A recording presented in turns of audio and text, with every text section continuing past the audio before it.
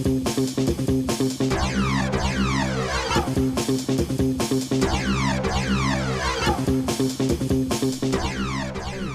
Johnny Two-Face here, back with another reaction video. This time around to Huns, the origin from Kings and Generals. So this is sort of like another history channel on YouTube, which is a pretty decent channel. It's one of the best ones, a lot up there with Epic History TV and History Mar. So yeah, not very. It's very hard to determine the true origins of the Huns, and I'm embarrassed to say that most of the knowledge that I know about the Huns I learned from the game Age of Empires.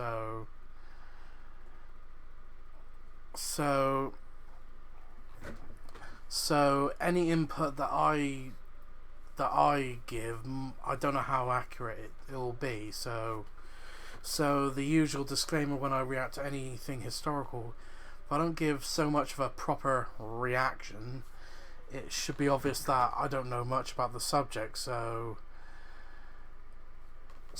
anything I do know for certain, I'll try and put in, or any curious questions I might ask. I might, if I don't know, I might ask curious questions which hopefully someone can answer in the comments below. So this will be interesting to try and determine the origins of the Huns. So the link to the original video will be in the description down below.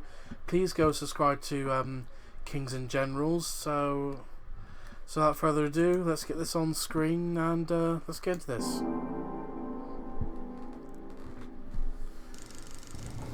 Throughout history, the nomadic peoples of the Eurasian steppe have played a key role in the rise and fall of empires, from the I should have said at the start that most of what I know about the origins of the Huns, that they most likely came for either just out on the borders of China or around Mongolia area, sort of around there, or other parts of Central Asia, according to Chinese sources. Seljuk Turks of Alparslan to the great Mongol host of Genghis Khan.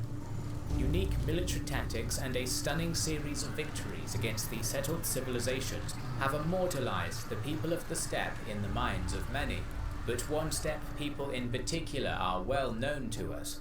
The Huns pushed west during the mid-4th century, causing a series of domino effects which would eventually help bring down the Roman Empire in the west.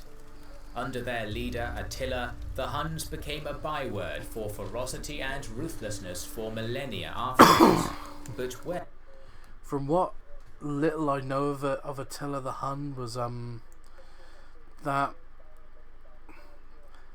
leadership among the Huns was not by divine right or lineage, but by who had the strongest will. And Attila seemed to have the strongest will even after killing his brother Bleda. Where did this enigmatic people come from, and how did they live their lives? What gods did they worship, and what was their culture? Welcome to our video on the mighty Huns. Shout out to Rise of Kingdoms for sponsoring this video. Sponsors like this allow our channel to produce more and better content, so downloading Rise of Kingdoms from our link would really help us out. Rise of Kingdoms is a free-to-play mobile game with millions of players all over the world, and it gives you an opportunity to be the founder of your very own kingdom, to start epic wars and conquer the world. And its cross-guild warfare makes the wars that much more exciting. In Rise of Kingdoms, you will battle against millions of real players anywhere, anytime. All game actions take place on a huge continuous map full of players and NPCs, and its never before seen on mobile infinite zoom feature lets the battles happen without separate battle maps. Rise of Kingdoms has stunning graphics and beautiful 3D character models, and allows you to lead 11 civilizations, each with unique buildings, troops and features, from the Stone Age to feudalism. And you can recruit historical characters like Caesar, Hannibal and others. Support our channel by downloading Rise of Kingdoms through our link and using the gift code, and you will receive 200 gems, 2 silver keys, 100,000 food and 100,000 wood. The Romans had popular but ultimately incorrect ideas about where the mysterious Huns came from, shown in such sources as those left to us by Sozomen, Zosimus, Jordanes and Procopius. According to the standard tale, the Huns and Germanic Goths lived side by side with one another for centuries without even knowing it, separated by the Straits of Kerch. Wow. Each nation believed there was no land over the horizon until one fateful day. At this point, the story diverges into 2 forms, but the general message is clear. One version relates how a cow belonging to a Hun herdsman was stung by a gadfly and fled through the marshy water to the opposite shore. The herdsman followed his animal in hopes of retrieving it, and instead found land to the west where he believed none existed before. After retrieving his wayward cattle, the man returned to Hunnic lands and told his countrymen. The other account states that a Hunnic hunter in pursuit of a stag was led across the straits by their fleeing prey, and was amazed by the mild climate and fertile soil in the land he encountered. Whatever the case, the Huns soon crossed the straits after discovering the landmass's existence and barreled into the Gothic inhabitants of the Crimean Peninsula. Where the Huns truly came from originally is a controversial question, and to examine it properly, we must travel far to the east, to the borders of China, centuries before Attila ascended to the role of chieftain. In the 18th century, a Jesuit priest named Joseph de Guignes came up with the idea that the European Huns, which devastated Rome in the 5th century, were the same people as the even more ancient Xiongnu, who had fought titanic wars with the Han Chinese centuries before. Since this first proposition, the debate has raged for centuries, and by using recent scholarship, we can almost conclusively state the relationship between the 2 peoples. Various sources from the ancient Chinese region, authored by people from diverse origins such as Sogdian merchants and Buddhist monks, have dubbed the Xiongnu as translations of Huns or Hanna. Therefore, it has been concluded that there must be a connection of some kind between the 2, but the nature of this connection is perhaps even more interesting than we previously thought.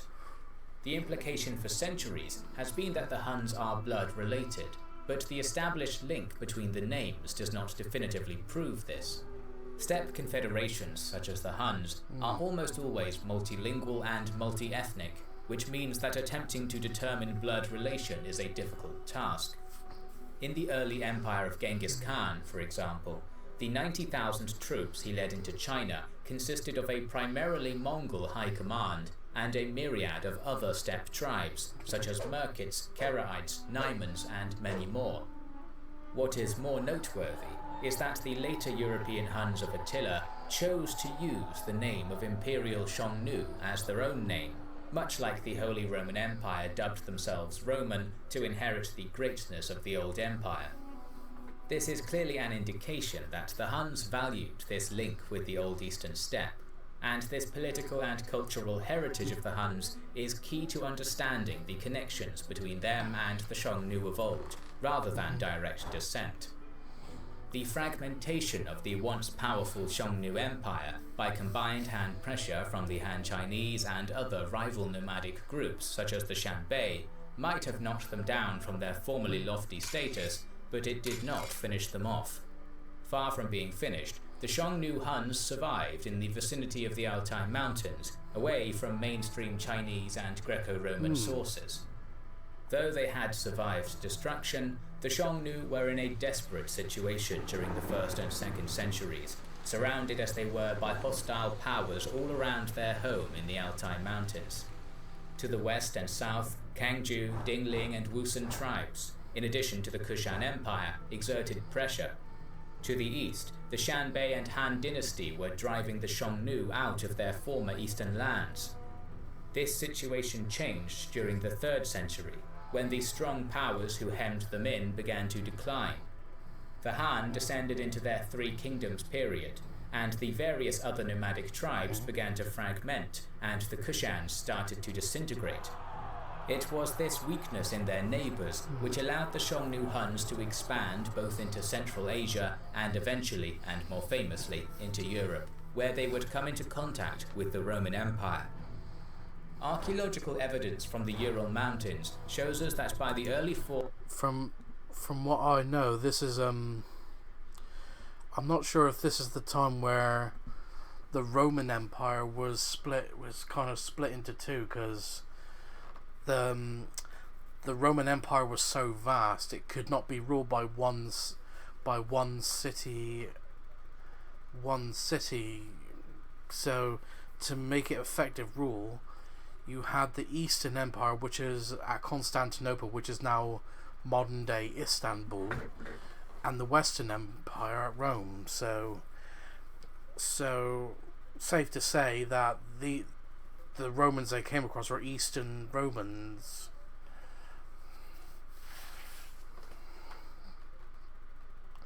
And the thing the Huns, from what I know, share with the Mongols is they're terrific horsemen. That they were from the steppes of Asia, and some accounts describe them, their legs deformed from a near lifetime in the saddle. And some of their horse archers, like the Mongols, have this famous skill, I think it's called the Parthian shot, where it's like they can ride like horse archers, like Arabian horse archers, they can ride, but they had this tactic where they turn their upper half like almost like 180 degrees. I can't do it in this chair, but like 180 degrees, and shoot directly right behind them. And with practice, it just shows even while at full gallop, they can still hit their targets.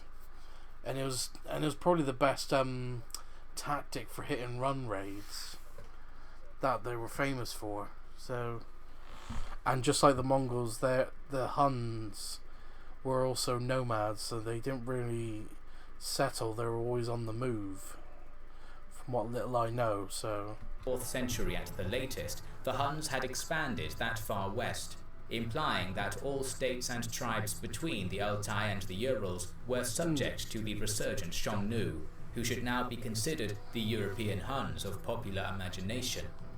By the 370s, the Huns first emerge on the horizons of Greco-Roman sources, when they famously defeated the Alans, as well as the Greuthungi and Thervingi Goths. Instead of going over the better-known aspects of Hunnic history, we will diverge to some of the less well-known aspects of the Huns themselves, beginning with the predominant religion among their people. Roman soldier and historian Ammianus Marcellinus stated that the Huns had no religion, but this seems incredibly unlikely. What the Huns exactly believed, and how exactly they worshipped, is unknown, but it can be inferred that they were animists. They were likely reverent of the natural forces and elements of the world, such as wind, snow, rain, thunder, lightning, and others, and probably believed each possessed a spirit. Like the infamous Mongols many centuries later, it is probable that the Huns perceived the origins of these myriad forces in the sky, worshipping heaven above as the font of all creation, and using sacrifice and worship in an attempt to control their own destiny.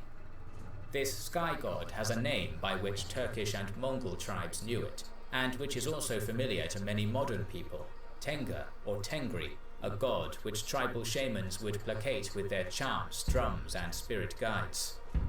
Evidence is very scarce for Hunnic religiosity, but there are a few notable occurrences.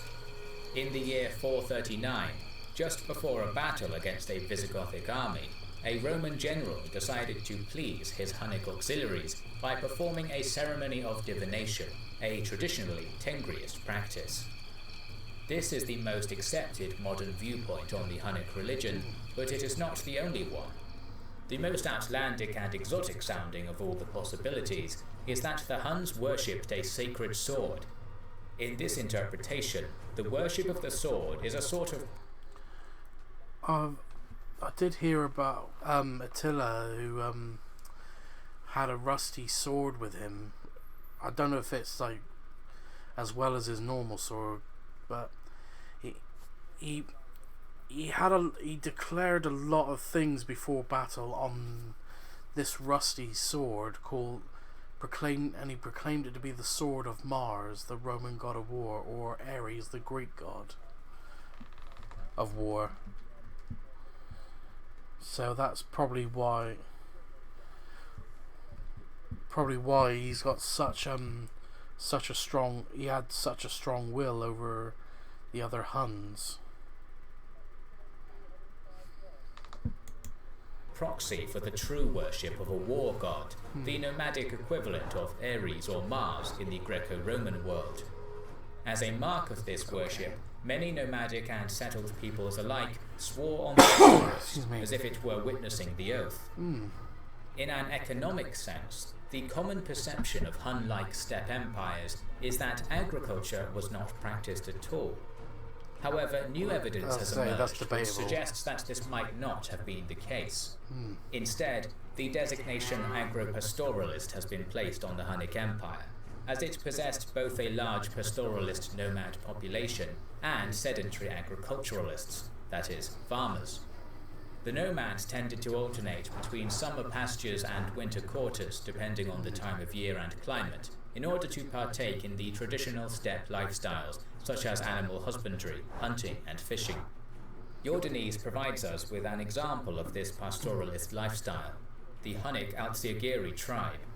They pastured near Cherson in the Crimea in the summer, where their cattle could find plentiful food, and migrated north of the Black Sea in winter, where reeds apparently provided good animal fodder. Though it is not mentioned in the sources, a key animal kept by the Hunnic nomads would have been the sheep, which is capable of providing milk, cheese, and crucial wool. During their interactions with the Roman Empire, two Mediterranean products in particular became a crucial part of the Hun economy: silk and wine. The Huns would often obtain highly desired Roman silk by raiding imperial territory and exacting tribute, but they also traded goods such as furs and steppe horses for it. While the Huns did not drink wine during their migration west, this was probably because they did not have access to it, rather than any cultural aversion to the drink. We know this because they took to the traditional Roman beverage perhaps too much after they entered modern Hungary. At banquets organized between Huns and Roman diplomats, wine would be liberally consumed after the first course and the second course. After the Romans left, the Huns would keep on drinking late into the night. All this meant that during the high point of the Hunnic Empire under Attila, vast quantities of wine were exported to their lands from Rome. Now that we have discussed some of the aspects of Hunnic life during their time in Rome's vicinity, we shall discuss how the Huns transitioned into different forms after Attila's death. That death triggered a bitter civil war between many of Attila's sons and other powerful Hunnic nobles who fought over the grand inheritance he had left behind. The nature of this civil war is hazy, but it probably occurred between two coalitions, the Hunnic lands of the east and west, the latter of which Attila had favoured during his reign. The western faction, with its power base centred in the Carpathian Basin, was led by the semi-Germanic Gepids. They were only semi-Germanic because in the 450s it is widely believed that the Gepid elite was almost identical to the Hunnic elite due to intermarriage and other cultural blending. The eastern coalition was headed by the Hunnic Akatsiri tribe located in modern Ukraine, who had been disempowered due to supporting Bleda against Attila before the latter killed the former.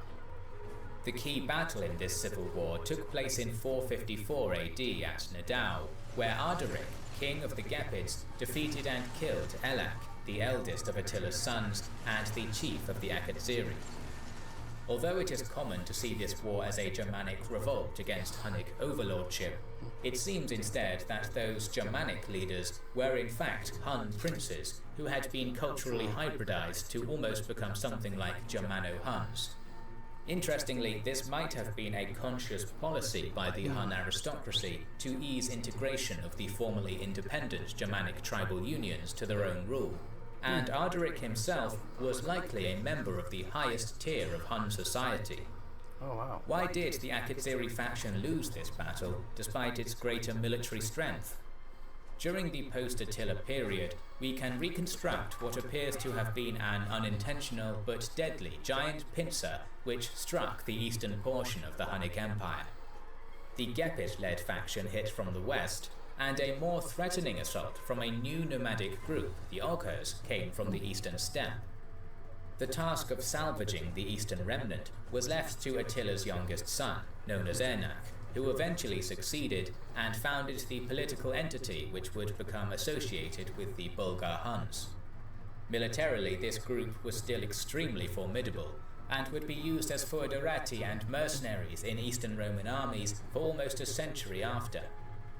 During the Byzantine campaigns against the Vandalic kingdom, 70 Hunnic horsemen reportedly defeated an entire Moorish army. In the conquest of Italy, both Belisarius and Narses would use Hunnic mercenaries as elite shock troops, and the Roman cavalry in the 6th and 7th centuries would try to copy the model of the legendary mobile Hun armies. Victory or defeat in Byzantium's wars depended on the mood of Hun allies and mercenaries. In 531, Emperor Justinian learned that the Huns had defected to join the Persians, but managed to trick the Persians into thinking the Huns were instead marching against them, and they fled in terror, indicating the awe with which the Romans and Persians held the military power of the Huns almost a century after their greatest leader perished. Once again, allow us to thank the sponsor of this video, Rise of Kingdoms. This free-to-play mobile strategy game will give you hours of enjoyment, and subscribe to our channel and have pressed the bell button. We would like to express our gratitude. That'll do it. This being another interesting video.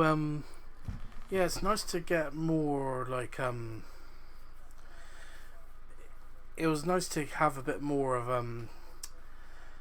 idea of where the Huns came from, because as I said, most of what I knew about the Huns unfortunately came from Age of Empires,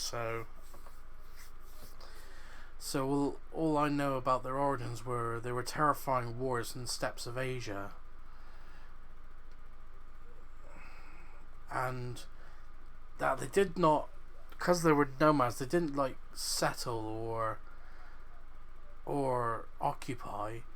They literally just burned and took all their loot back to their camp. So I'm glad this video's being so interesting and give a better idea of origins of the Huns, which as I said, is still going to be a debatable topic. So anyway, if you like this reaction, please like, comment and subscribe, and I'll see you in the next